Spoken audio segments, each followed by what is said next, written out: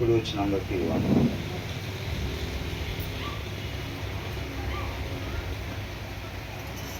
సామెతలు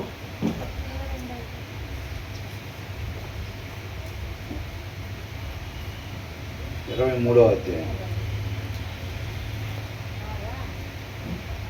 మొదటి వచనం. నీవు ఏలికతో భోజనము కూర్చుంటున్న ఎడల నీవెవరి సమక్షమున ఉన్నావో బాగుగా యోచించుము. When you sit to dine with a ruler, పరిపాలన చేసే ఆయనతో, అంటే రాజులతో మనం భోజనానికి కూర్చున్నప్పుడు అంట ఏమని చేయాలంట? Note well what is before you, నీ ముందర ఏముందో జాగ్రత్తగా సమీక్షించుకోవాలన్నమాట, జాగ్రత్తగా చూసుకోవాలి. తర్వాత ఏమంటున్నారండి? నీవు తిండిపోతువైన ఎడల నీ గొంతుకకు కత్తి పెట్టుకొనుము, అతని రుచిగల పదార్థములను ఆశింపకుము, అవి మోసపుచ్చు ఆహారములు. చాలా మందికి అంటే ఏంటి, నాన్ వెజ్ తినకూడదా?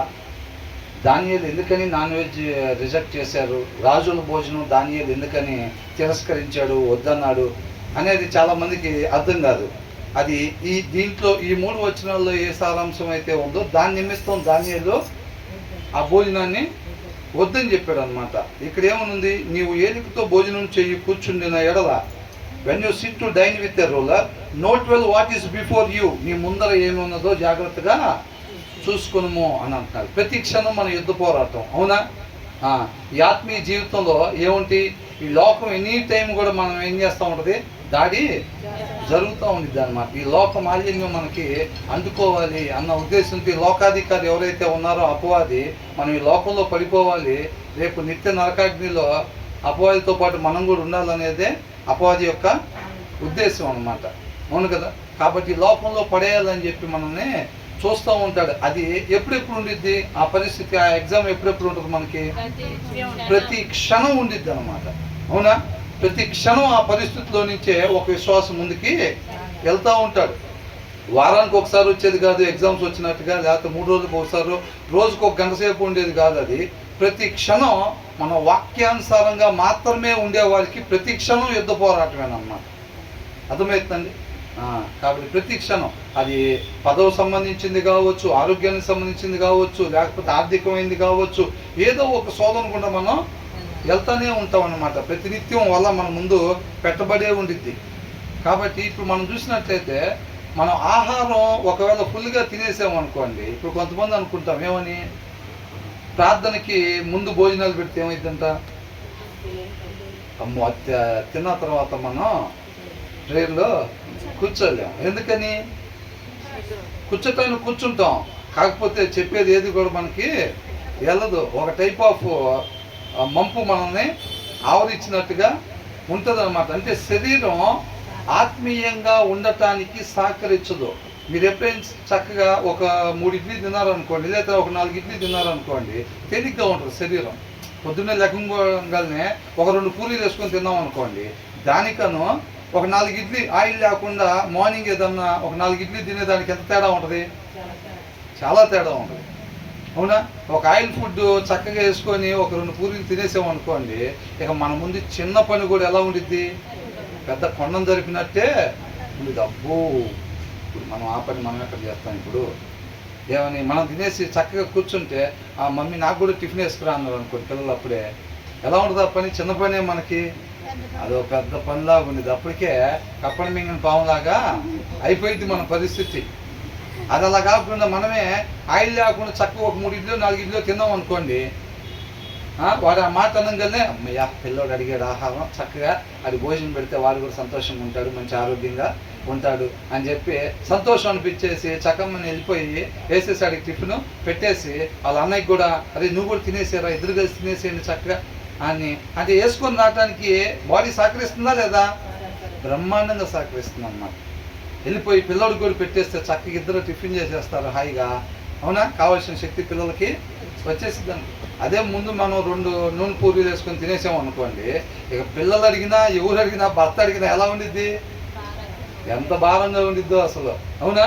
అప్పుడు శరీరం లోపడాలి, లోపరుచుకోవాలంటే ఎంత కష్టమైద్ది అసలు, అవునా కదా? 3-4 ఇడ్లీలు తిన్నప్పుడు శరీరాన్ని మనం లోపరుచుకోవాలి, అరే ఏదైనా వడ్డించాలి అని అన్నాం అనుకోండి, అప్పుడు దా చూడండి కొంతమంది చకచకా వడ్డిస్తూ ఉంటారు భోజనాల్లో. ఇప్పుడు మనకు అయిపోయిన తర్వాత ఒక్కొక్కసారి గ్యాదరింగ్స్ పెట్టుకున్నప్పుడు ఆ వడ్డించే వాళ్ళకి భోజనం పెట్టిన తర్వాత చూడండి వాళ్ళ పరిస్థితి.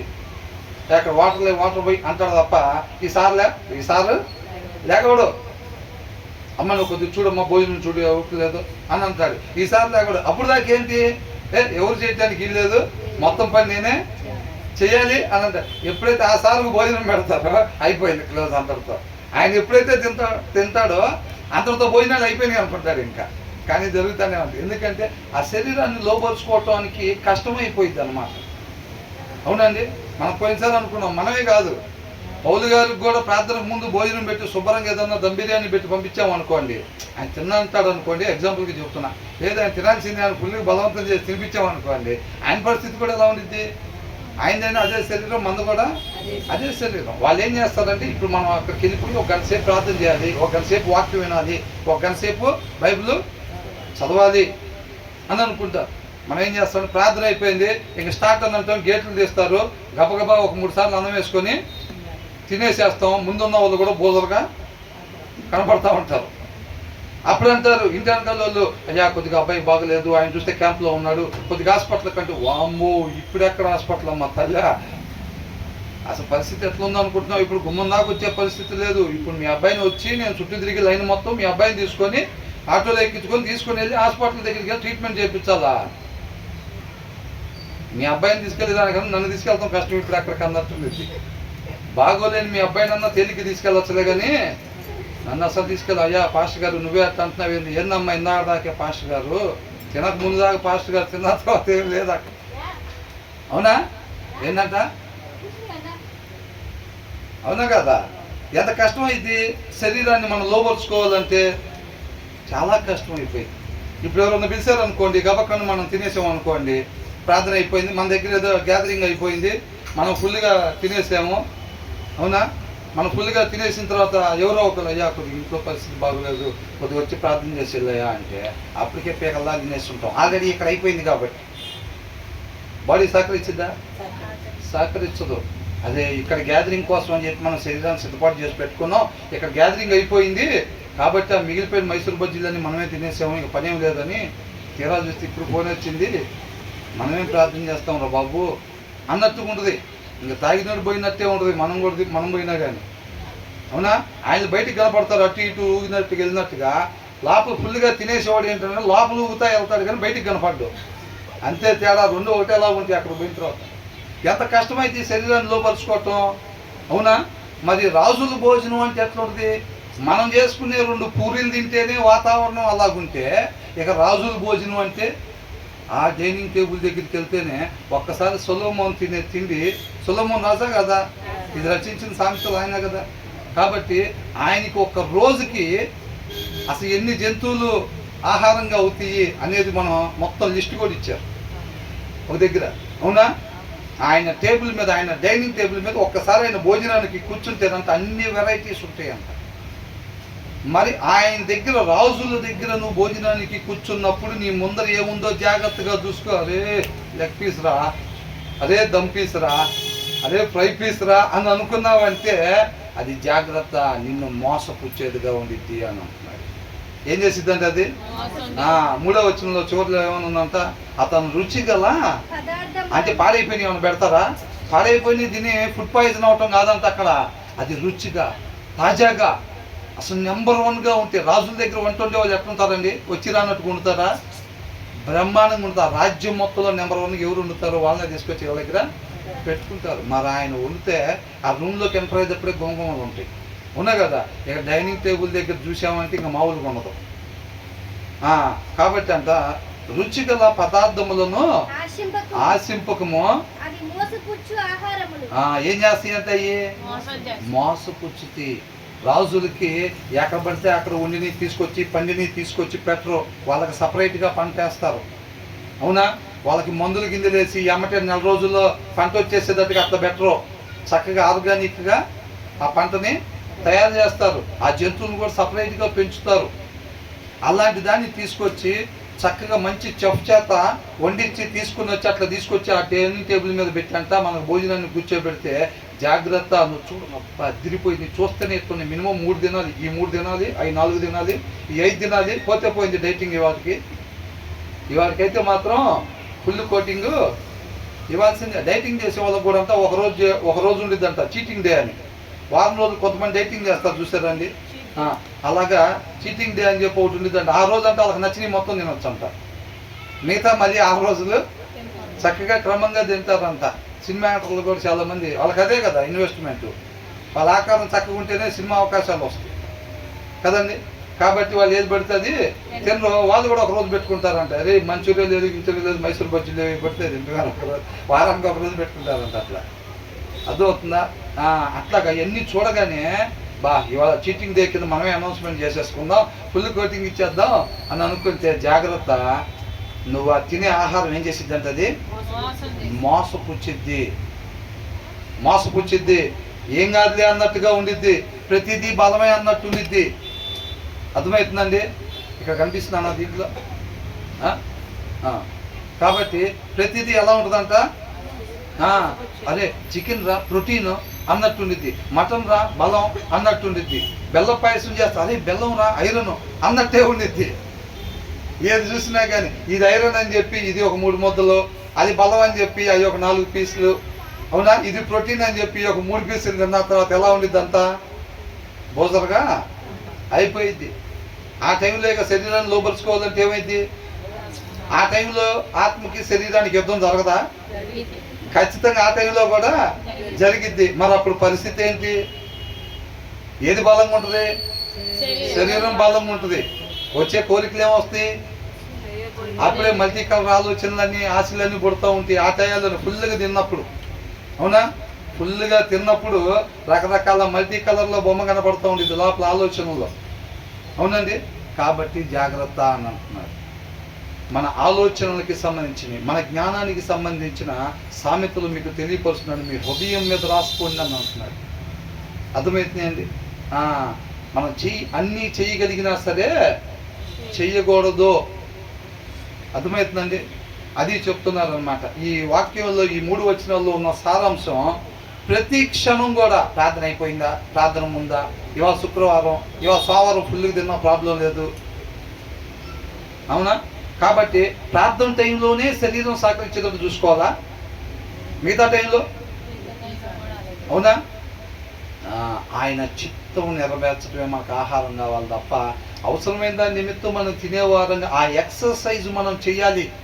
ఆ జ్ఞాన వివేకాలు ఉంటేనే మనం ఎక్కడ ఆపాలి, ఎంతవరకు తినాలి, ఎలాగుండాలో మనకి తెలిసిద్ది. లేకపోతే రానియండి అనే పరిస్థితే ఉంటుంది, అవునా కదండి? అది జాగ్రత్తగా చూసుకోవాలన్నమాట. ఆ వివేకము ఆ జ్ఞానం లేకపోతే ఏమైందంటే అవసరానికి మించి 2 బజ్జీలు లోపలికి పంపిస్తాం. అదేం చేసిద్దంట, శత విధాల గుంటలో పడేయటానికి ప్రయత్నం ఆ 2 బజ్జీలు చేస్తాయి. కాబట్టి జ్ఞానం కలిగి వివేకం కలిగి అవసరమైనంత వరకే ఆహారాన్ని లోపలికి పంపించుకునే వారంగా ఉండాలి. అక్కడ దానియేలుకి ఎంత పని ఉందండి, అవునా? దానియేలుకి చాలా పని ఉంది.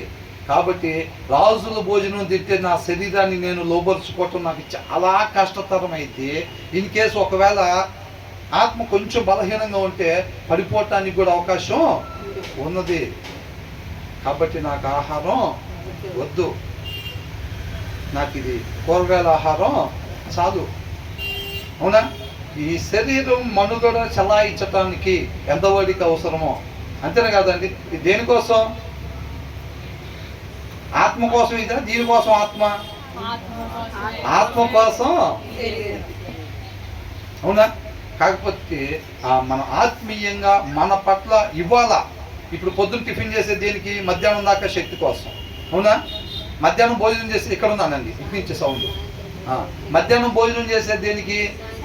సాయంత్రం దాకా ఈ శరీరం కూలిపోకుండా నిలబడటానికి, అవునా? శక్తి కోసం. ఆ శక్తి దేనికి? పొద్దు నుంచి మధ్యాహ్నం దాకా ఆయన చిత్తం నెరవేర్చటానికి. ఆ 4 ఇడ్లీల లోపల బ్రదర్ మీరే చెప్పాలి బ్రదర్, అసలు దీని గురించి భలే అంశం మీ చేత చెప్పిస్తున్నాడు దేవుడు అని అంటారా? అది వాస్తవం అనుకోండి. వాక్యం రెండంచులు కలిగిన ఖడ్గం కాబట్టి అటు వినే వాళ్ళకి చెప్పే వాళ్ళకి నాకు చదివేటప్పుడే అనిపించింది, అబ్బా భలే భలే సబ్జెక్ట్ వచ్చింది మనకు మాత్రం అని అనుకున్నాను నేనైతే. కాబట్టి మనకి ఆ జ్ఞాన వివేకాలు, ఆ ఆలోచన జ్ఞానం కలిగిన వాళ్ళంతా ఎంతవరకు ఆపాలో అంతవరకు జాగ్రత్తగా చూసుకుని చెక్ చేసుకోవాలి. అంటే బ్రదర్, అది రాజుల ముందు మనం భోజనానికి కూర్చున్నప్పుడే కదా బ్రదర్, మా భార్య ముందు కూర్చున్నప్పుడు కానీ, బ్రదర్స్ దగ్గర కూర్చున్నప్పుడు కానీ, ఫెలోషిప్లో కూర్చున్నప్పుడు కానీ, వీడి దగ్గర ఏం చూసుకునే పని లేదుగా. అంతేగా ప్రతి క్షణం అన్నమాట. మన ఊపిరి పీలుస్తూ ఉన్నంత సేపు కూడా ఏంటంట, ఆయన చిత్తాన్ని మార్నింగ్ టిఫిన్ ఎందుకు చేస్తున్నాం అంటే ఏం చెప్పాలి, ఆయన చిత్తాన్ని నెరవేర్చడానికి మార్నింగ్ టిఫిన్ చేస్తున్నాం. మధ్యాహ్నం వరకు ఈ శరీరంతో ఆయన ఏదైతే ఆలోచన చేసి ఉన్నాడో నన్ను పూర్తిగా ఉపేక్షించుకొని ఆయన ఆలోచన యావత్తు జరిగించే దానికోసమే ఈ శరీరం మధ్యాహ్నం దాకా నిలబడే దానికోసమే నేను ఈ ఆహారం తీసుకుంటున్నాను అనేది జ్ఞాపకం పెట్టుకోవాలి. మరి ఆయన చిత్తం సంగతి తర్వాత ముందు 4 వెరైటీలు నేను లోపలేసేస్తే అయిపోయిద్దాని అంటే ఎంత కష్టమైద్ది అసలు. అది పరిశుద్ధాత్మ దేవుడు ప్రేరేపిస్తున్నాడని తెలుసు, వెళ్ళి ఒక గంట సేపు ప్రార్థన చేయాలంటున్నాడని తెలుసు, ఆయన శరీరం మాత్రం నేను కదలను. అది దేవుడి స్వరమే. నేను ఒక గంట సేపు ప్రార్థన చేయమని దేవుడు ప్రేరేపిస్తున్నాడు, పరిశుద్ధాత్మ దేవుడు, అది నాకు అర్థమవుతుంది, కానీ నేను మాత్రం కదలను. ఒక గంట సేపు వాక్యం చదువుకో, ఇవాళ సెలవు కదా, నీకు మంగళవారం కదా, చదువుకో అని అంటే నాకు అర్థమవుతుంది, కానీ నేను మాత్రం కదలను. ఎందుకని? ఆహారం లోపల ఏదైతే వేసామో ఆ జ్ఞానం లేకుండా, ఆ వివేకం లేకుండా వేయకూడని ఆహారం ఎక్స్ట్రా క్వాంటిటీ వెళ్ళింది చూసారండి. ఆ ఎక్స్ట్రా క్వాంటిటీ ఏదైతే వెళ్ళిందో అది చేస్తుంది ఈ తిప్పలు మొత్తం. కాబట్టి డైనింగ్ టేబుల్కి ఈ చోటు నుంచి ఆ చోటు దాకా వెరైటీస్ చూడంగానే ఒళ్ళు మర్చిపోబాక అంటున్నాడు. జ్ఞాన వివేకాలు కలిగి నీకెంతవరకు అవసరమో అంతవరకే దాన్ని తీసుకో, లేకపోతే విలువైన దాన్ని పడగొట్టిద్ది. నువ్వు ఆ ఎక్స్ట్రా వేసేది ఉందో చూసారండి, ఆ ఎక్స్ట్రా వేసేది నీ శరీరాన్ని కాదు పడగొట్టేది, నీ ఆత్మని పడగొట్టిద్ది. దేన్ని పడగొట్టిద్దంట? ఆ ఎక్స్ట్రా డోసు నీ గొంతుకి కత్తి పెట్టుకోలేకపోతే గనక నీ ఆత్మని పడగొట్టిద్ది ఆ ఎక్స్ట్రా వేసేది నువ్వు. కాబట్టి ప్రతి క్షణం శరీరం సహకరించేటట్టుగా ఒక విశ్వాసి తీసుకోవాలంతే. అర్థమవుతుందండి? కాబట్టి మనం ఎలా పడితే అలాగా తినటానికి వీలేదు, ఆదివారం కోసం ఎదురు చూడటానికి వీలేదు. ప్రతి క్షణం కూడా మన శరీరానికి ఎంతవరకు అవసరం అంతవరకు తీసుకో, అంతే తప్ప నాన్ వెజ్ తీసుకోవద్దని ఏం చెప్పట్లేదండి. ఏదైనా లిమిట్. మన ఆత్మీయ జీవితానికి శరీరం ఎల్లప్పుడూ సహకరించేటట్టుగా ఆ చూసుకునే జ్ఞాన వివేకాలు మనం కలిగి ఉండాలి. అది అండర్లైన్. ఇప్పుడు ఈ 30 సామెతలు దేనికి సంబంధించి చెప్తున్నారంట? 21వ వచనంలో చూసాం కదా, 22 ఆలోచనయు రచించితిని. కాబట్టి ఆయన హృదయంలో రాసుకో అని అంటున్నాడు. అర్థమవుతుందండి? ఆ ఆలోచన, ఆ తెలివి ఈ లోకాన్ని జయింపజేసేవిగా ఉంటాయి అన్నమాట. దాంట్లో ఈ వచనాలు, ఈ 3 వచనాలు కూడా ప్రాముఖ్యం. అర్థమవుతుందండి? కాబట్టి ఫెలోషిప్ అయిపోయిన తర్వాత పెట్టే భోజనాలు కూడా ఫుల్గా తినేదానికి మనం వీలు లేదు. కాబట్టి ప్రతి క్షణం అది ఎక్కడైనా కానీ ఏదైనా కానీ మనకు కావాల్సినంత వరకే తిని సుఖంగా ఏమి బ్రదర్ మీరు అట్లా అంటారు, అన్ని వెరైటీస్ ముందు పెట్టి ఇంట్లో డబల్ కట్ మంచం కొనుక్కొని ఉంటే అంత ఖరీదు పెట్టి కమ్మగా తినేసి వెళ్ళి హాయిగా పడుకుంటే 4 గంటలు ఎలా ఉంటుంది బ్రదర్? ఈ లోకం ఎట్లా పోతే మనకెందుకు అన్నారు? అవునా? ఆ టైంలో ఇంటి వెనకాల వాళ్ళు ఫోన్ చేసినా కొంతమంది ఏం చేస్తారు, అసలు తినేసి అది ఏం చేసిద్ది అంటే ఎక్స్ట్రా క్వాంటిటీ మన ఫ్లైట్ మోడ్లోనో స్విచ్ ఆఫ్లోనో పెట్టేటట్టుగా చేసిద్ది. కొంతమందికి పడుకునేటప్పుడు నిద్ర డిస్టర్బెన్స్ కాకూడదు, ఆ తీపితనం పోకూడదు. ఏ తీపి? వేగల్లాగా తినేసి పడుకుంటే ఒళ్ళు మర్చిపోయి ఉంటుంది చూసారండి. ఆ తీపితనం పోకూడదని చెప్పి అది ఇదేమన్నా డిస్టర్బెన్స్ చేసిద్దేమో, ఎవరన్నా ఆపదలో ఉండి ఫోన్ చేస్తారేమో, ఎందుకు వచ్చిన గొడవ అని ఏం చేస్తారు, ఫ్లైట్ మోడ్లో పెట్టేసి హాయిగా నిద్రపోతారు. అది శరీరం కోరుకునేది అనమాట. నువ్వు పెట్టిన ఆహారాన్ని బట్టి శరీరాన్ని అనుసరించాం. ఆ ప్లేస్లో మనం ఆత్మని అనుసరించాలి. 5ంటికి లేసాం కమ్మగా, 1:30కి ఫుల్గా తినేసి పడుకొని 5ంటికి లేచి పడుకోవటం తప్పు కాదండి, తినటం కూడా తప్పు కాదు. ఆ జ్ఞానం వివేకాలు కలిగి ఎంతవరకు అవసరం అంతవరకే తినాలి. 5 గంటలకు లేచిన తర్వాత మనం ఏమనుకుంటాం, మంచిగా ఒక కాఫీ అయితే బాగుంటుంది అని అనుకుని కాఫీ పెట్టమంటాం. ఈ లోపల భార్య వచ్చి ఏమనిది అసలు ఇందాక ఇంటి వెనకాల ఆయనకంటే చాలా ఇబ్బంది అయిపోయిందంట, ఇంటి పక్కన ఆయనకి ఇట్లా అయిందంట అట్లా అయిందంట, అసలు పాపం ఎవరు తీసుకెళ్ళే వాళ్ళకి చాలా ఇబ్బంది పడతాం, నేను నీకు 5-6 సార్లు లేపాను, నువ్వేమో లేవలేదు, చాలా సీరియస్ అయిందంట, హాస్పిటల్కి తీసుకెళ్ళి ప్రైస్లో ఉన్నారంట అన్నాం.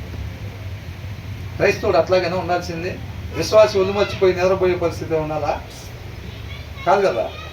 కాబట్టి అలాంటి అవకాశాల కోసం ఎదురు చూస్తూ ఉండాలి, అలాంటి ఫోన్ కాల్ కోసం ఎదురు చూస్తూ ఉండాలన్నమాట. అవి వస్తాయా రావా విశ్వాస జీవితంలో?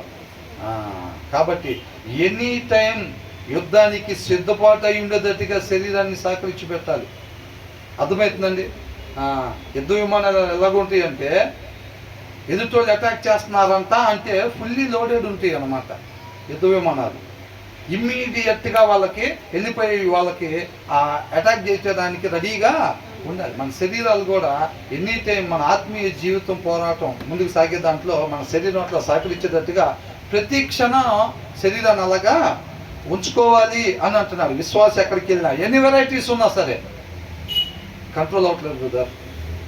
ఏంటంట జనరల్గా అయితే మాత్రం ఇష్టం లేని ఫుడ్ పెడితే కంట్రోల్ నువ్వు చేసుకునేదే ఉంది, నేను చేసేదే ఉంది. ఇప్పుడు దొండకాయ కొంతమంది పడదు, బెండకాయ పడదు, బీరకాయ ఏదో ఒకటి కొన్ని ఐటమ్స్ పడవు. వాళ్ళకి ఆ టైంలో పెడితే కంట్రోల్ చేసుకోవడం పెద్ద గొప్ప అది కాదు. వాళ్ళకి ఇష్టమైంది అక్కడ అన్లిమిటెడ్గా ఉందనుకోండి, అక్కడ అవసరమైనంత వరకే తినటం, అది ఎక్సర్సైజ్, అది జ్ఞాన వివేకం దానికి కావాలి. అవునా కదా? అంతేలే కానీ కంట్రోల్ చేసుకోలేకపోతున్నాం బ్రదర్ అని అంటే మనకు కావాల్సిన వివేకము, జ్ఞానము, బలము సరిపోవట్లేదు అన్నది. ఎక్సర్సైజ్ ఎంతవరకు అవసరం? కొంతమంది చూసారు అసలు చాలా అద్భుతం, అవసరమైనంత వరకే వద్దని నీకు అంత మించి తిను బ్రదర్, ఇది చాలా మంచిది బ్రదర్, ఇది ఇక్కడిది కాదు అక్కడి నుంచి తెప్పించి ఎక్కడి నుంచైనా తెప్పించండి, నాకు అంతకు మించి నేను తినలేను, తినకూడదు కూడా. అది అర్థమవుతుందండి? అట్లా అన్నమాట. కాబట్టి మన శరీరాన్ని జాగ్రత్తగా మనం చూసుకోవాలి. ఏమంటారా? 3 వచనాలు మరలా ఒకసారి చదవండి. ఏలికతో భోజనము చేయ కూర్చుని నేడలా నీవు ఎవరి సమక్షమున ఉన్నావో బాగుగా యోచించుము. నీవు ఎవరి సమక్షం ఉన్నావో అని ఉంది. తెలుగులోకి ఇంగ్లీష్లో కొంచెం variation. When you sit to dine with a ruler note well what is before you. నీ ముందర ఏముందో నువ్వు జాగ్రత్తగా గమనించుకో, సమీక్షించుకో అని అంటున్నాడు. అర్థమవుతుందండి? అంటే అక్కడ ముందున్నది కాదు, ఆ ఆహారం గురించి చెప్తున్నారు. తర్వాత ఏమంటున్నాడు? And put a knife to your throat అని అంటున్నాడు. నీ గొంతుకి కత్తిని పెట్టుకో. రాజు వల్ల ప్రాబ్లం కాదు మనకి, అక్కడ దేని వల్ల ప్రాబ్లం? ఫుడ్ వల్ల ప్రాబ్లం. మనం తినేసేస్తాం కదా, ఆహారాన్ని మనం తినేసేస్తాం కాబట్టి అవసరానికి మించి తినకుండా నీ గొంతుకు కత్తి పెట్టుకో అని అంటున్నాడు అనమాట. నువ్వు బాగా ఆకలి కొని ఉన్నా సరే అవసరమైనంత వరకే తినాలి అని అంటున్నాడు. ఇప్పుడు ఇదేంటి? ఆయన put a knife to your throat if you are given to gluttony అని అంటున్నాడు. అర్థమవుతుందండి? లేదంటే if you are given to appetite అని అంటున్నాడు. అంటే నువ్వు ఒకవేళ బాగా ఆకలి కొని ఉంటే, నువ్వు ఎంత బాగా ఆకలిగా ఉన్నా సరే ఏం తినాలంట? అవసరమైనంత వరకు మాత్రమే తినాలి. మొత్తం తినేద్దాం ఇంకా తిందామని అనిపించవచ్చు కాకపోతే నువ్వు ఆ జ్ఞాన వివేకాలు కలిగి అంతవరకే తినేవారంగా ఉండాలి అని అంటున్నాడు. తర్వాత ఏమంటున్నాడు? డు నాట్ క్రావ్ హిస్ ఏమంటున్నాడు? డు నాట్ క్రావ్ హిస్ డెలికసీస్ అని అంటున్నాడు. అతని రుచికరమైన పదార్థాలని తినాలని నువ్వు ఆశపడబాకు అని అంటున్నాడు. For that food is deceptive, మోసకరమైంది అది అని అంటున్నాడు. తాజాదే, ఆర్గానిక్కే, మంచిదే, ప్రోటీన్ ఉంటుంది. కానీ ఏం చేసిద్దంట? మోసం చేసిద్ది, అది నిన్ను భ్రమపరిచిద్ది నిన్నది అని అంటున్నాడు. అర్థమవుతుందండి? అక్కడ డేంజర్ ఏంటంట? For that food is deceptive అని అంటున్నాడు. ఆ ఆహారం మోసకరమైంది. నువ్వు రాజు ముందు కూర్చుంటే రాజు ఏమని చేస్తాడేమో అనేది కాదు, ఆ ఆహారం ఖచ్చితంగా నిన్ను ఇబ్బందుల్లోకి నెట్టేసిద్ది, మోసపుచ్చిద్ది అని అంటున్నాడు. తర్వాత వచనం ఏముంది? ఈ మూడు వచనాలు ఒక సామెత కింద అండి. అర్థమవుతుందండి? ఆ 30 జ్ఞానానికి తెలివికి సంబంధించిన వాటిలో ఈ 3 వచనాలు ఒకదాని గురించి మాట్లాడుతుంది. తర్వాత ఏమంటున్నారు? ఇక్కడ చూడండి ఏమంటున్నారు, జాగ్రత్తగా మనం గమనిస్తే ప్రయాసపడమని అంటే కష్టపడమని ఎప్పుడు కూడా వాక్య సారాంశం చెప్తుంది. లేజీగా ఉండద్దు. అవునా? కష్టపడేవారుగా ఉండాలి అంతే తప్ప ఓరకనే కూర్చొని ప్లాన్ గీసేవారిగా ఉండకూడదు. అలా ప్లాన్ గీసినా నీ ప్లాన్ ఒక్కటి కూడా జరగదు. జరగకుండా ఎవరు చేస్తారంట? దేవుడే చేస్తాడు. కాబట్టి నువ్వు ప్రయాసపడు, కష్టపడు. ఇతరుల కోసం మన చేతులు కష్టపడాలి, కానీ దేనికోసం పడకూడదంట? ఐశ్వర్యము ప్రయాసపడకము. డబ్బులు సంపాదించాలి. ఏంటని చేసి డబ్బులు సంపాదించాలి, డబ్బులు కూడబెట్టాలి. 1,00,000 చేయాలి, కుదిరితే 2 లక్షలు చేయాలి, ఇంకా కుదిరితే 3, 5, 10, 15, 50, 100. ఇంకా శక్తి ఉంది, ఇంకా వయసు ఉంది. కుదిరితే తర్వాత తరానికి కూడా, ఇంకా కుదిరితే ఇంకో తరానికి. దానికోసం ఇప్పుడు నువ్వు ప్రయాసపడబాక. Do not toil to acquire wealth అంటున్నాడు. అంటే మనం పనికి పోతున్నావు అంటే ఎందు నిమిత్తం నువ్వు పని చేస్తున్నావో జ్ఞాపకం పెట్టుకో అని అంటున్నాడు. అర్థమవుతుందండి? ఇప్పుడు పొలం పనికి వెళ్ళే వాళ్ళు అవి కోస్తున్నారు అనుకోండి, అవునా? అది జ్ఞాపకం పెట్టుకొని హృదయం మీద రాసుకో, అది చెరిగిపోదని అంటున్నాడు. ఏమని? నువ్వు ఎందు నిమిత్తం దాన్ని కట్ చేస్తున్నావో దాన్ని జ్ఞాపకం పెట్టుకో. సాయంత్రం పూట ఇచ్చే ఆ డబ్బులు దాచుదామనా, మళ్ళీ రేపు కూడా వచ్చి కట్ చేసి దానిపైన మళ్ళీ ఈ 300 పోగేద్దామనా, లేదా దానిపైన ఇంకో ఈ 3,000 కూడా పోగేద్దామనా? అట్లా పద్దాకులో ట్రంక్ పెట్టి తీసి చూసుకొని ఇన్ని డబ్బులు పోగేసాం. కుదిరితే మరలా పని చేయాలి, అవసరమైతే ఓటీ చేయాలి. దేనికి? ఇంకో ట్రంక్ పెట్టి నింపటానికి. అర్థమవుతుందండి? అంటే ఏమంటున్నారు? నీ చూపు దాని మీద నిలపొద్దు. నీకేం కావాలో నాకు తెలిసిన నీతిని రాజ్యాన్ని నువ్వు మొదటగా వెతుకు. నీకు ఇక్కడ ఏం కావాలో నేను చూసుకుంటా. ఇప్పుడు సాఫ్ట్వేర్ జాబ్ చేపించే వాళ్ళకి అక్కడ ఏం కావాలో, కరెంట్ కావాలో, ఫ్యాన్ కావాలో, ఇవన్నీ మేము చూసుకుంటాం. కరెంట్ పోకుండా మేము చూసుకుంటాం. నీకు నెట్ కనెక్షన్ ఉండేటట్టుగా మేము చూసుకుంటాం. అవన్నీ కూడా నీ సౌకర్యాలు ఉండేటట్టుగా మేము చూసుకుంటాం. నువ్వు పని మాత్రం చెయ్యి. మన దేనికి వచ్చింది? డబ్బులు పోగేసుకోవటానికా? 4 తరాలకి ఆ దేవుడు నాకు దయచేసాడు. హుండీలో మనం చాలా వేసాం కదా. కాబట్టి 5 తరాలకి 6 తరాలకి గ్యాదర్ చేయడానికి దేవుడు నాకు సహాయం చేశాడని అనుకుంటారు వేరే వాళ్ళు. అనుకుంటారా లేదా? అంతే వాళ్ళు. కాబట్టి మనం వాళ్ళు అనుకోవడానికి ఉందంట. Do not toil to acquire wealth, be discerning enough to desist అన్నాడు. ఏంటంట? దానికి ఏం చేయాలంట? తర్వాత తెలుగులో ఏమైనా ఉంది అక్కడ? నీకు అట్టి అభిప్రాయము కలిగినను దాన్ని విడిచిపెట్టు. ఏం చేయాలంట? ఏమనుందంటే ఇక్కడ చూడండి దయచేసి.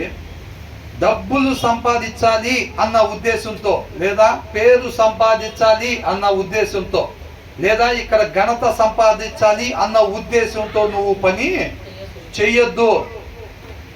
అలాంటి ఆలోచన నీ దగ్గరికి రాకుండా దాన్ని దూరం పెట్టే వివేకం కలిగి ఉండు అని అంటున్నారు అనమాట. అర్థమవుతుందండి? బీ డిసర్నింగ్ ఎనఫ్ టు డెసిస్ట్ అని అంటున్నారు. తగిన వివేకము కలిగి ఉండు. అర్థమవుతుందండి? ఈ సామెతలు దేని గురించి చెబుతున్నారు? ఈ ఆలోచనకి, వివేకానికి, తెలివికి సంబంధించిన సామెతలు చెప్తున్నారు. తండ్రి దగ్గరికి చేర్చే సామెతలు నేను మీకు చెప్తున్నాను, ఈ హృదయం మీద రాసుకో అని అంటున్నారు అన్నమాట. అర్థమవుతుందండి? కాబట్టి డబ్బులు సంపాదించాలి అనే దానికోసం నువ్వు ఎప్పుడు కూడా కష్టపడకూడదు. ఆ అభిప్రాయము నీ దగ్గరికి రాకుండా దాన్ని దూరం పెట్టే వివేకము కలిగి ఉండు అని అన్నారు. చాలా మందికి ధ్యాస నిలపలేకపోతున్నారండి. ధ్యాస నిలపలేకపోతున్నారు. నాకైతే ఇది చాలా ప్రాముఖ్యం అని నాకు అనిపిస్తూ ఉంది.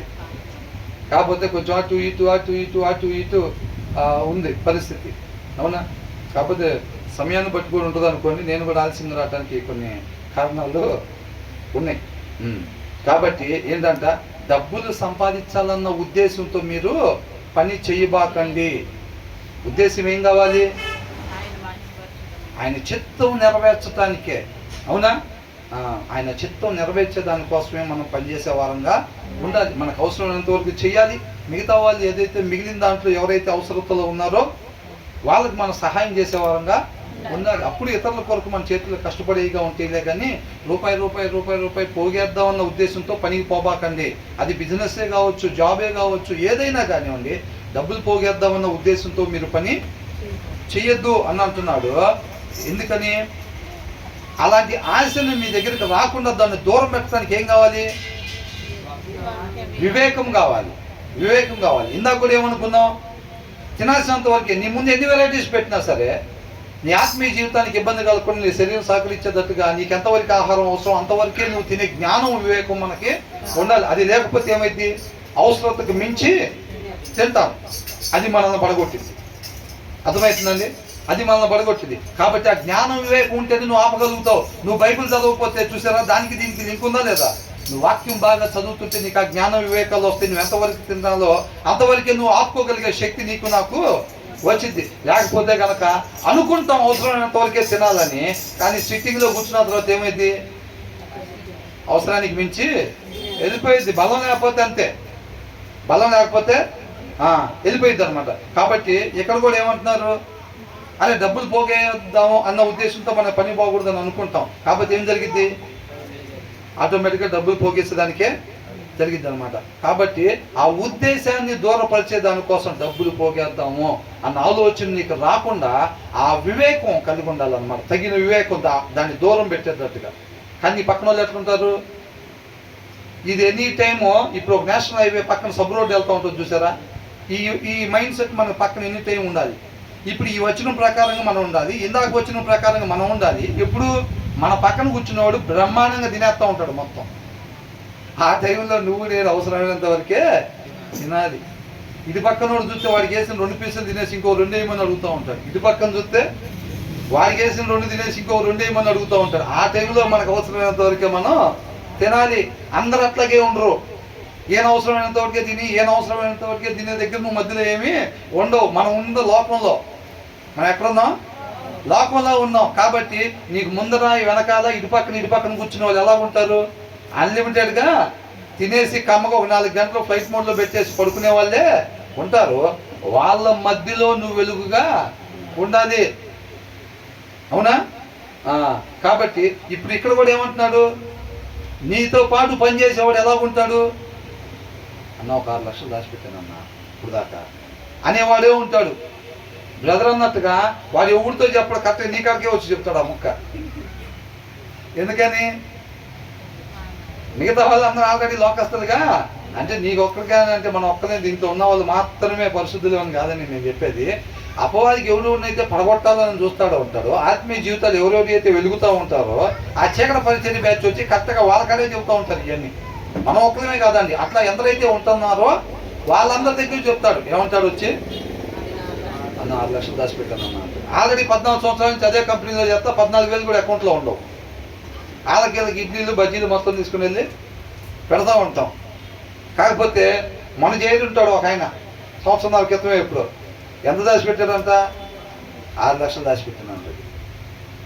అప్పుడు ఏమైంది, మనలో బలం లేకపోతే ఏందిరా 1 సంవత్సరాల క్రితం వచ్చి 6 లక్షలు దాచిపెట్టాడంట, మనం 14 సంవత్సరాల నుంచి చేస్తున్నాం, 7 చూస్తే ఎంతవరకు 14,000 కూడా అకౌంట్లో లేవు అని విషయం వచ్చి మన దగ్గరే చెప్తాడు. అంటే ప్రయత్నం జరిగింది, అటాక్ జరిగిద్దా లేదా? యేసుక్రీస్తు వారి దగ్గరే అటాక్. ముందైతే వేయండి 4 రాళ్ళు, పడితే పడ్డారు లేకపోతే లేదని ప్రతి సమయం కూడా రాళ్ళు ఇసురుతానే ఉంటారు. అపవాది వచ్చి వేస్తారా లేదా? 4 రాళ్ళు ఇసురుతాం రా, ఒకటి పడినట్టేగా మనకి అనుకుంటారు. అందుకనే వచ్చి చెప్తారన్నమాట. ఆ టైం చక్కగా మనం ఏం చేస్తాం, ఒక 2 రోజులు 3 రోజులు చక్కగా బైబిల్ చదవకుండా కమ్మకెళ్ళి డ్యూటీలో పని చేసుకుంటున్నాం అనుకోండి, అప్పుడే రాయి వచ్చింది, వచ్చి చెప్తాడు 6 లక్షలు అని. బలం సరిపోయిద్దా? సరిపోదు. అప్పటి నుంచి దిగులు, చింత, బాధ, తెలివి తక్కువ లేకుండా ఏ దాయలేకపోయాను నేను. నాకనే వచ్చి వాడు దాచుకుంటున్నాడు బాగా. ఎవరు చెప్పే పాస్టర్ గారే. ఆయనైనా ఒక 1 రోజులు వాక్యం చదవకపోతే ఏం చేస్తాం? ఆత్మ బలం ఉండిద్దా? ఉండదు. పాటలు పడే వాళ్ళే ఏం చేస్తాం? వాక్యం చదవాలి. మరి తగిన స్థాయిలో వాక్యం హృదయానుసారికే తగ్గినప్పుడు తేడా పడిందా లేదా? ఇంటి మొత్తంలో నమ్మకస్తుడే తగ్గినప్పుడు తేడా పడిందా లేదా? అని అంతకన్నా గొప్ప వాళ్ళం మనం కాదు. అప్పుడు ఆలోచన. వాడు ఇటు పక్కన వచ్చారంటే అటుపక్క నుంచి ఇంకొకటి వచ్చి ఏమంటాడు, 16 లక్షలు దాచింది అంటాడు. పైన సూర్యేద్దాం అనుకుంటున్నాను అన్న, సూర్యన్న అంటాడు. ఏది రాగకన్నా ముందు షాప్ పెట్టాము, మనం ఇంతవరకు రేకులే పైన రేకు లేదా భయం, వాళ్ళు ఏమో 2 ఫ్లోర్లు వేసామంటున్నారు అని అనుకుంటారు. బలంగా ఉందనుకో దేవుని కృప, దేవునికి మహిమ, అవునా? వాళ్ళు చెప్పినా ఏమాత్రం చలనం కలగలేదని అనిపించింది. బలహీనంగా ఉన్న వాళ్ళకి ఏమైంది, అమ్మకే జ్వరం పట్టుకున్నట్టుగా దిగులు పట్టుకునేది. అప్పటి నుంచి డల్ అయిపోతాం. ఏందండి డల్గున్నారని బాగా అడిగిన దాకా అయితే పరిస్థితి. ఏం లేదులే అని అంటాం, కానీ లోపల అదే నలగొడుతుంది, కుంకుడికాయలు నలగొట్టినట్టుగా లోపల అదే నలగొడుతుంది. 2 సంవత్సరాల క్రితం పెట్టి 2 ఫ్లోర్లు వేసాడంట, 20 ఏళ్ళు జరుగుతుంది, పైన రేట్లు వేసేదానికి లేదు. అవునా కదా? బలం ఉంటే దేవుడికే మహిమ. ఆహారం తిన్నట్టే తినపోయినా, అవునా కదా? నిలబడ్డామురా, రైట్ వేలో వెళ్తున్నాం, అవునా? కాబట్టి నిలబెట్టి నడిపిస్తున్న ఆయనకే సమస్త మహిమ అని అనుకుంటాం. ఆహారం తినపోయిన తిన్నట్టేమో బలహీనంగా ఉన్నాం అనుకో, కరెక్ట్గానే వెళ్తున్నామా అన్నట్టు అనిపించింది. ఏమనిపించింది? కరెక్ట్గానే వెళ్తున్నామా, లేకపోతే అవకాశం ఉండి దాచుకోలేకపోతున్నామా అన్నట్టుగా అనిపించింది, బలం సరిపోతే. అవునా కదండి? కాబట్టి ఏమంటున్నాడు, ఈ సబ్వే ఎనీ టైం ఉండాలి మన మైండ్లో. అరే ఈ వచనంలో చెప్పిన దాని ప్రకారంగా ఉందాం, ఈ వచనంలో చెప్పిన దాని ప్రకారంగా ఉండాలి. కానీ ఎక్కడ? మన చుట్టూ ఎవరు ఉండే పరిస్థితి అట్లాగా కనపడదు. మనల్ని పడగొట్టడానికి, మన ఆలోచన చెదరగొట్టడానికి ఎనీ టైం మన చుట్టూ లోకంగా ఉండే వాళ్ళు ఉంటారు. డబ్బు సంపాదిద్దాం, ఫ్లోర్లు వేద్దాం, కారు మార్చి కొత్త కారు కొంటున్నాం పెద్దది, మన లేటెస్ట్ మోడల్ వచ్చింది అది కొందాం అంటాడు. ఆఫీస్ కాడికి వెళ్తే అటాకు, ఇంటి దగ్గరికి వస్తే అటాకు, ఈ పక్కనే 2 ఫ్లోర్లు వేస్తున్నాను అంటాడు. ఆఫీస్ కాడికి వెళ్తే కొత్త కారు కొంటున్నాను అంటాడు. ఇంకో దగ్గర ప్రతి నిత్యం ప్రతి సెకండ్ విశ్వాసి పైన దాడి జరుగుతూనే ఉంటుంది. నువ్వు పొద్దున పూట బలంగా ఉండి ఆత్మీయంగా మధ్యాహ్నానికల్లా నీరసపడ్డావు అనుకో, ఏం చేస్తారు? మధ్యాహ్నం అటాక్ చేసినప్పుడు పడిపోవాలి. కోట లోపల బలంగా ఉండి కోటపైకి ఆహారం లేకుండా ఎక్కేవనుకో, ఏమైంది? కోట మీద అటాక్. ప్రతి చోట జరిగిద్ది అటాక్. కాబట్టి ప్రతి క్షణం కూడా ఆ వాక్యం అనేది మన కాపుదల తప్ప, లేకపోతే మనలో కాపుదల ఉండదు. కాబట్టి లోకములో అట్లా ఉండవాలి. మనం ఎప్పుడైతే మెంటల్గా మిగతా వాళ్ళు తింటారు, వాళ్ళు కాకపోతే ఎవరు తింటారు, మనం మాత్రం ఇట్లాగే తినాలి. మనం మాదిరి కదా ఈ లోకానికి ఉప్పు వెలుగు ఎవరంట? మనము, అవునా? కాబట్టి వాళ్ళకి మాదిరి కనపరచడానికే నేను ఉండాల్సిన రీతికి ఉండాలి. ఆ జ్ఞానం వివేకాలు ఆయన కృపను బట్టి నాకు ఇచ్చాడు కాబట్టి నేను మాదిరిని కనపరచాలి అని అంటున్నాడు. అందుకని ఏంటంట, డబ్బు దాయాలనో, పేరు దాయాలనో, ఆరోగ్యం దాయాలనో, లేకపోతే పలుకుబడి సంపాదించాలనో నువ్వు పని చెయ్యబాకు. అట్లాంటి ఆలోచనని నీ దరిదాపుల్లోకి రానికుండా దూరం పెట్టగలిగే వివేకం నువ్వు సంపాదించుకో. ఆ వివేకం లేకపోతే నువ్వు నేను దాన్ని దూరం పెట్టలేమో. పుట్టి క్రైస్తవులైనా సరే ఖచ్చితంగా డబ్బు దాస్తాం, దాని మీద చూపు నిలబెడతాం. దావీదు చూపు నిలబెడితే ఏమైంది? యాదృచ్ఛికంగా అట్లాంటి లోపంలో కనపడతాయిగా.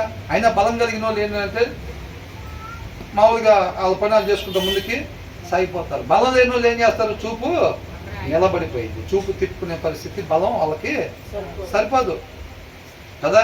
కాబట్టి ఇట్లాంటి ఆలోచన లోక సంబంధంగా మనం ఏదో ఈ లోకంలో పేరుగాంచినవి దగదగ మెరిసిపోయాయి, వాటిని సంపాదిద్దామని నువ్వు ఎక్కడ పని చేయబాక, నువ్వెప్పుడు వ్యాపారం చేయబాక. ఆ ఉద్దేశంతో అర్థమవుతుందండి. గొప్పోడు అనిపించుకోవాలి. ఈ లోకంలో విలువలు ఇస్తారు కదా, పెద్ద కార్లు, పెద్ద బంగ్లాలు, వీటన్నిటికీ. వాటి కోసం ఎప్పుడు కూడా నువ్వు పని చేయొద్దు. అలాంటి ఆలోచనని దరిదాపుల్లో కూడా రానికుండా నువ్వు దూరం పెట్టే వివేకాన్ని నువ్వు పొందుకో. అక్కడ అండర్లైన్ వాడు ఆ వివేకము. ఆ వివేకం లేకపోతే నువ్వు నేను అనుకున్నా పడిపోతాం, అవునా? నువ్వు నేను అనుకున్నా పడిపోతాం. కాబట్టి తర్వాత ఏమంటున్నారు? 5వ వచనంలో ఏమంటున్నారు? ఏమైందంట? అది చూసారా ఏమైందంట? పెట్టి తీయటం 6 ఉన్నాయి, మనకేం దిగులు లేదు. కరోనా వచ్చి మనం టచ్ చేసినా 2 లక్షలు పెట్టి కొడతామే డాక్టర్ని. ఏంటంట? 2 ఉన్నాయి, 6 ఉన్నాయి, 16 ఉన్నాయి.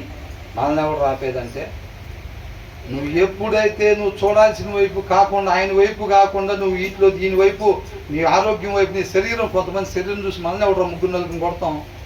ఏంటంట? 3-4 కొడతారంట. కొంటమే ఎవరినైనా అంటారు. కొంతమందికి ఏంటి? వాళ్ళ ఆశ్రయ దుర్గం డబ్బు, వాళ్ళ ఆశ్రయ దుర్గం వాళ్ళ శరీరం, వాళ్ళ ఆశ్రయ దుర్గం వాళ్ళ కుటుంబాలు.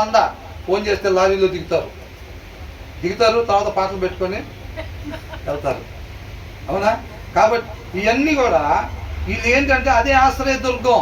ఇన్ఫ్లుయెన్స్, నేను ఫోన్ చేస్తే ఎమ్మెల్యే ఎత్తాడు, మినిస్టర్ ఎత్తాడు. ఇలా ఆశ్రయ దుర్గం. నువ్వు చూడాల్సిన వైపు కాకుండా నువ్వు వేరే వైపు చూపు నిలబెట్టావు అనుకో, అది నిజంగా నేను తీసుకెళ్ళిన డబ్బులు ఖర్చు అవ్వలేదు, ఇవాళ పనిచేసిన డబ్బులు కూడా ఈ వారం వచ్చినవి కూడా దాని మీద దాసామంటే ఇంకా డబ్బులు పెరుగుతాయి.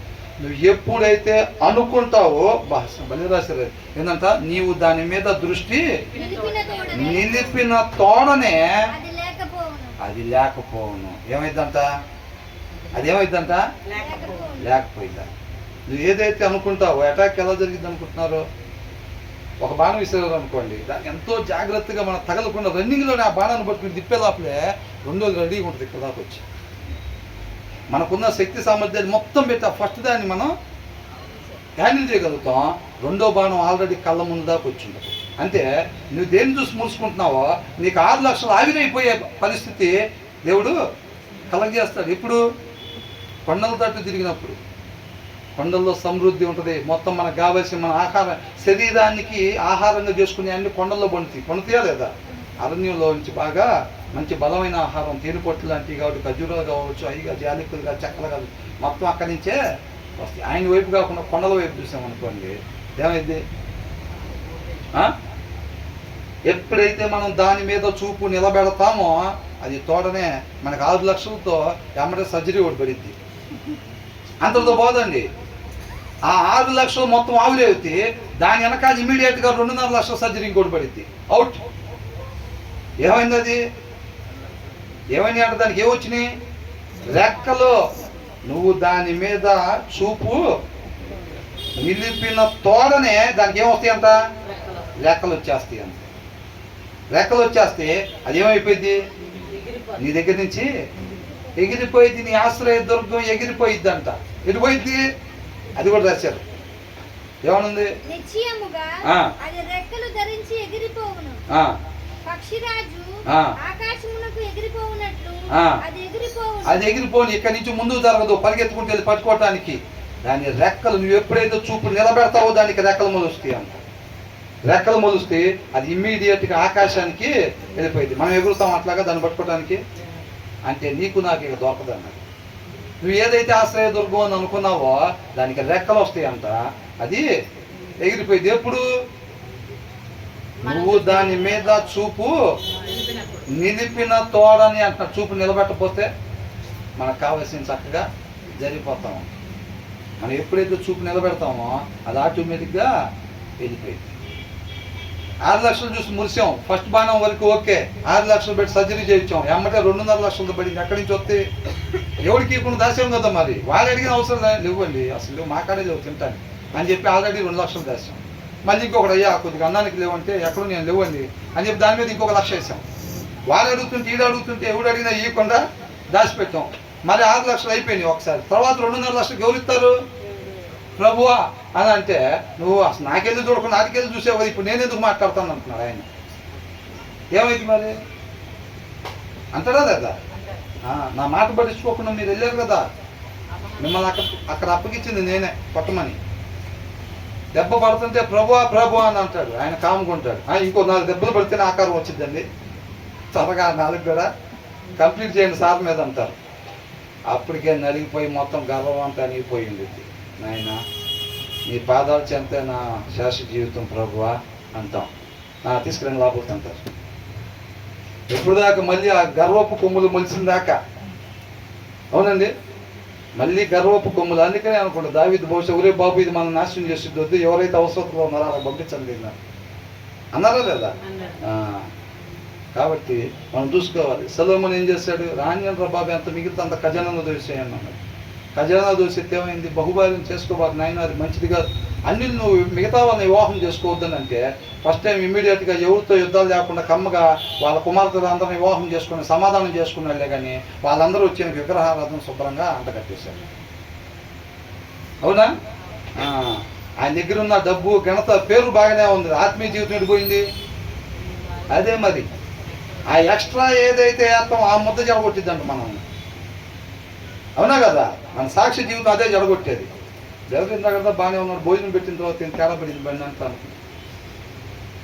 బ్రదర్కి ఆ ఎక్స్ట్రా ముద్ద పడింది చూసారా? ఆ ఎక్స్ట్రా ముద్ద పడినప్పుడే రంగు మారినాయి. బ్రదర్ కళ్ళు రంగు ఎప్పుడు మారినాయి అంట. అప్పుడు దాకా పాపం నా గొర్రెలు నేను ఆమె చూసుకోవాలి. గొర్రె ఎక్కడ బాగోపోయినా తల్లి ఏమైందమ్మా నీ కాలుకి అనేటట్టుగా ఉండాలి కాఫీ. అవునా? ఎప్పుడైతే ఎక్స్ట్రా ముద్ద పడిందో గొర్రెలు అరుతున్నా కానీ అసలు వినపడతలేదు. ఇంకా 4 గంటల స్లీప్ తర్వాత ఏదైనా. అవునా కదా? కాబట్టి అది అంతే నేను అనేది. ఇది అందరికీ సంబంధించిందండి, ఇది అందరికి సంబంధించింది. అది పైన పోస్ట్ తెగించి కింద దాకా ఎవరికైనా సరే ప్రతి ఒక్కళ్ళు కూడా అదంట రెక్కలు కట్టుకొని ఎగిరిపోయిద్ది అని అంటున్నాడు. ఏంటంటున్నాడు? When your eyes light on it it is gone అంటున్నాడు. నువ్వు ఎప్పుడైతే దాని మీద చూపు నిలబెడతావు అది వెళ్ళిపోయింది. For suddenly it sprouts wings అని అంటున్నాడు. అప్పటికప్పుడే రెక్కలు మొలుస్తాయి అంట. దాన్ని ఇక ఉండదు నీ కాడ. ఎందుకు? నువ్వు చూడాల్సిన వైపు కాకుండా చూడకూడని వైపు నువ్వు చూస్తున్నావు. నిజమైన ఆశ్రయదుర్గం వైపు కాకుండా నువ్వు డమ్మీ ఆశ్రయదుర్గాన్ని నువ్వు ఏర్పాటు చేసుకున్నావు. అవునా? నిన్ను ప్రేమించేవాడు నువ్వు దానికెళ్ళే చూసుకుంటా, ట్రంక్ పెట్టిలో డబ్బులకెళ్ళే చూసుకుంటా కళ్ళు మూసేవనుకో, రేపు రోజు ఎక్కడికి పోతాం? నిత్య నరకానికి నీవు పోతాం. కాబట్టి అలా నశించిపోవటం ఇష్టం లేదు. ఆయన మనం ప్రేమించేవాడు కాబట్టి ఆయన మనం అపార్థం చేసుకున్నాం. ప్రభా పైసా లేకుండా చేసేవాడిని ప్రభా, అంతసేపు చేసే గంటలు చేసే ప్రార్థన, నువ్వు అసలు రహస్యంగా ప్రార్థన చేయమని చెప్పే గదుల్లో చేసేగా ప్రభా, పైసా లేదండి ప్రభా. అపార్థం చేసుకుంటామా లేదా? ఖచ్చితంగా చేసుకుంటాం అపార్థం. అవునా? ఖచ్చితంగా అపార్థం. ఆ రకంగా ప్రార్థన చేస్తే కూడా 6 లక్షల సర్జరీ పడుతుందండి. ఇవాళ నుంచి వద్దు బైబిల్ తీసి పక్కన పెట్టనే వాళ్ళు లేరా? ఉన్నారు. ఆయనగా తెలుసుకోకపోతే ఏం చేస్తాం? 6 లక్షల సర్జరీ. వాళ్ళకి పడలేదు, లోపంలో ఉండే వాళ్ళు వీళ్ళకి పడలేదు, ఏమకు పడలేదు, ఆమెకు పడలేదు, అన్నకు పడలేదు, ఈ అన్నకు పడలేదు, మాకు పడింది. ఏం చేశాడండి ఆ దేవుడు మాకు? అది పడటమే నీకు మేలు. చూడాల్సిన వైపు చూస్తావు. లేకపోతే పొద్దుకు పెట్టి తీయటం, పెట్టిలో చూస్తావు. నిన్ను నాశనం చేసింది కాబట్టి అది నిన్ను ప్రేమించి ఆయన నీ చూపు మార్చాడు. అదేం చేస్తాం? 6 లక్షల సర్జరీ ప్రభావ, నువ్వేం చేయాలి ప్రభావ? ఆడికేమో చెవులు లేవన్నావు, కళ్ళు లేవన్నావు, వాళ్ళు చూస్తే కోట్లు సంపాదిస్తున్నారు. నీకు అన్నీ ఉన్నాయన్నావు, నాకాడ ఏం లేకుండా పోయినాయి ప్రభావ. ఎప్పుడు ఆయనతో తగిన సమయం గడపట్లేదు అనుకోండి, మనకి ఆయన హృదయాల్లో వచ్చింది తెలియదు. దాని వెనకాల మేలు మనకి తెలీదు. అపార్థం చేసుకుంటాం. కొద్దో గొప్ప ఉంటే అపార్థమే జరిగిద్ది. పరాక్రమం కదా బలాఢ్యుడే అంటే గిద్యోని, అబ్బో అంత సేటుకి మేము పరాక్రమం కలిగినట్టు మేమెందుకు దొల్లగొట్టేదాన్ని వెనకాల దాక్కుంటామని అంటున్నాడు. అన్నాడా లేదా? దేవుడు నీకు తోడుకున్నాడు అంటే ఏ దేవుడు బాబు? ఆ దేవుడు ఇన్ని రోజులు తోడుకుంటేనే ఈ చెట్టు దీని వెనకాల దాక్కుండా ఉన్నా నేను భలే చెప్పేవాళ్ళే అని అంటున్నాడు. అంటే ఏమనుకుంటున్నాడు? అపార్థం చేసుకుంటున్నారా లేదా? అపార్థం చేసుకుంటున్నారు. కాబట్టి మనం జాగ్రత్తగా ఆయన హృదయాలోచన కనుక్కొని ఉండాలి. ఇందుక తీసుకొచ్చింది నా కుమారుని బలితో కడగటానికి నువ్వు నాకు పిల్లలు ఎత్తామనింది అనుకున్నాడు అబ్రహాం. అనుమానానికి తావులేదు. అసలు డౌట్ పడటానికి కానీ, బలహీన పడటానికి కానీ వాళ్ళ అవకాశం లేకుండా ఎనీ టైం వాళ్ళ ఆత్మ బలంగా ఉందా లేదా, ఆత్మ బలంగా ఉందా లేదా. ఆ ప్రదేశాల్లో ఎక్కడైతే శరీరం ఒకవేళ ఒక అడుగు ముందు కనపడుతుందంటేనే వాళ్ళు ఎమ్మటే దాన్ని ఉపవాసం ఉంచేవాళ్ళు. దానికి ఉపవాసం, ఆచార ఉపవాసాలు కాదు. మనకి గుడ్ ఫ్రైడేకి దానికో దీనికో కాదు. కానీ ఎప్పుడైతే ఆత్మ కన్నా శరీరం బలంగా అనిపించే పరిస్థితి ఉందో, సహకరించట్లేదని అనిపిస్తుందో, ఇమీడియట్గా దానికి ఏం చేయాలి? దానికి ఉపవాసం ఉంచాలి. అవసరమైతే 4 ఇడ్లీల ప్లేస్లో 2 ఇడ్లీలే దానికి పెట్టేవారంగా ఉండాలి. దీన్ని మాత్రం చక్కటి ఆహారం పెట్టేవారంగా ఉండాలి. కాబట్టి తర్వాత ఏమంటున్నాడు?